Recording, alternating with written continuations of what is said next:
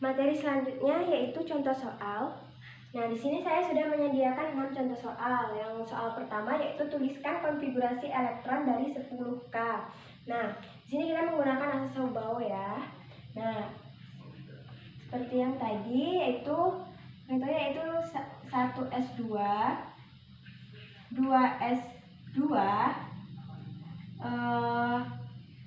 2p6, 3s udah ya, nyampe sini. Nah, jika dihitung ini sudah menunjukkan angka 10 ya. Coba dihitung, 2 ditambah 2 4 ditambah 6 10. Nah, maka seperti inilah yang jawaban untuk yang K10 ini. Kemudian untuk yang 15X, 1s2, 2s2, 2p6, 3s2, 3p3. Nah, untuk yang 15 cuma sampai segini. Coba dihitung bareng-bareng ya. 3 tambah 2 5, tambah 6, tambah 2 2, ini 10, tambah 5, maka hasilnya 15. Nah, berikutnya soal yang kedua. Tentukan konfigurasi elektron dan diagram elektron dan ion monoatomik dari Mg20, ada muatannya 2+ ya. Nah, yang ini nih artinya dia melepaskan 2 elektron positif. Maka dari itu kita menggunakan prinsip sama. Cara yang pertama, yang di atas 1s2, 2s2, 2p6, 3s2,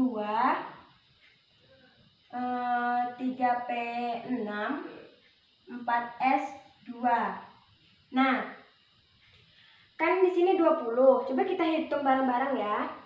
10, 11, 12, 13, 14, 15, 16, 17, 18, 20. Karena di sini dia melepaskan 2 elektron, maka ini tidak termasuk ya.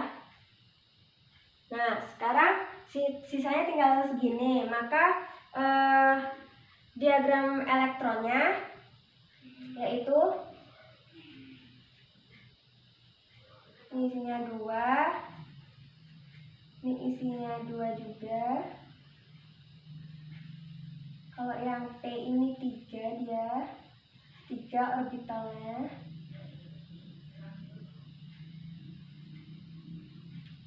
Terus yang 3s ini 2.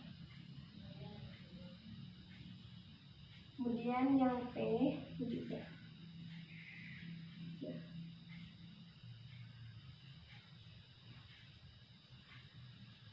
Nah, seperti ini ya.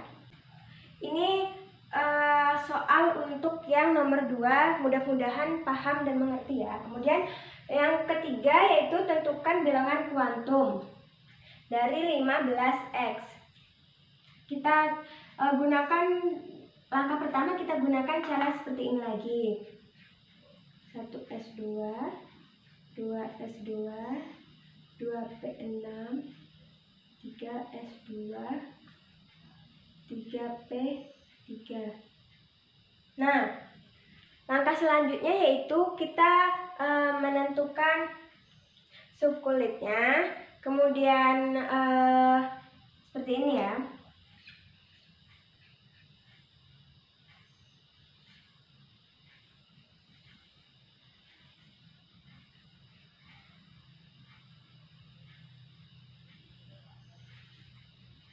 Nah, ini bukan subkulit, sedangkan ini yaitu bilangan azimutnya, ini magnetiknya, kemudian ini yang spinnya. Nah, N-nya di sini diketahui di sini 3. Kemudian kalau untuk P, bilangan azimutnya yaitu dimulai dari 1. Nah, kalau untuk P ini kotak orbitalnya itu ada 3. Nah, sedangkan di sini cuman nomor ininya cuman ada 3, maka dari itu panahnya dia juga 3, cuman isinya cuma di atas seperti ini. Maka Ini dimulai dari min 1, 0, dan plus 1. Jika dia cuma diisi setengah, maka spinnya yaitu cuma plus setengah. Nah, seperti ini cara menentukan bilangan kuantum. Kemudian kita lanjut ke soal berikutnya, yaitu tentukan periode dan golongan dari 21 SC. Kita pakai cara seperti ini lagi. 1S2, 2S2, 2P6, 3S2, 3P6, 4S2, kemudian 3D1. Nah, untuk menentukan periodenya,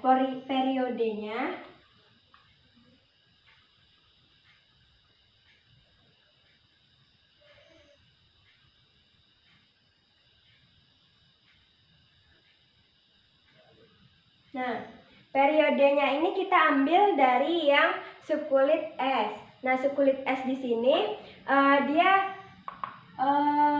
tepat di angka 4, maka periodenya yaitu periode keempat. Kemudian golongannya yaitu karena di belakangnya kita harus ngambil yang di belakangnya S, maka jumlah yang terakhir dan yang di S ini kita jumlahkan. 2 ditambah 1, maka hasilnya 3. Nah, untuk menentukan A atau B-nya, dia ini termasuk golongan yang B atau transisi, maka dari itu dia termasuk golongan 3B. Kemudian kita masuk ke contoh soal yang kelima. Tentukan periode dan golongan lagi. Kita menggunakan langkah pertama yang harus kita gunakan seperti yang di atas ini ya.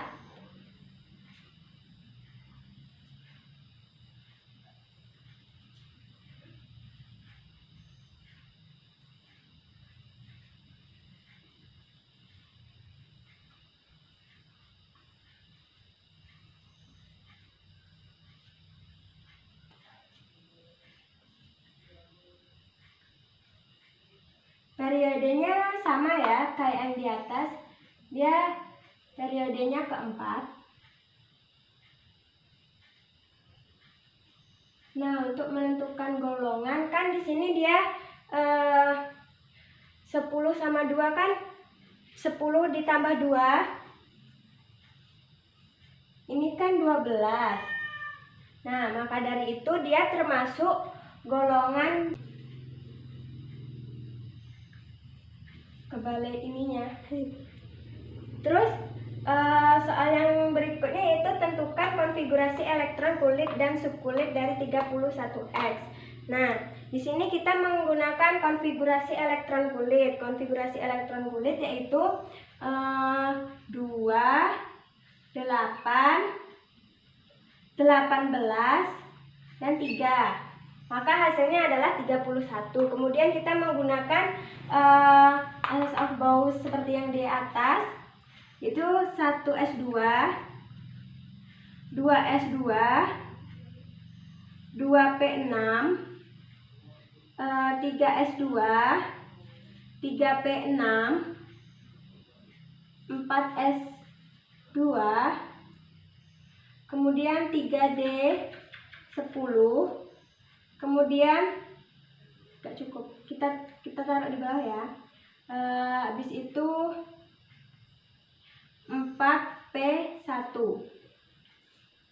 Nah, seperti inilah cara menentukan konfigurasi elektron dan subkulit dari 31X. Nah, sekian dari saya. Jika kalau ada salah kata dalam menyampaikan materi, saya mohon maaf. Maka kesimpulan pada materi kali ini yaitu kita bisa menentukan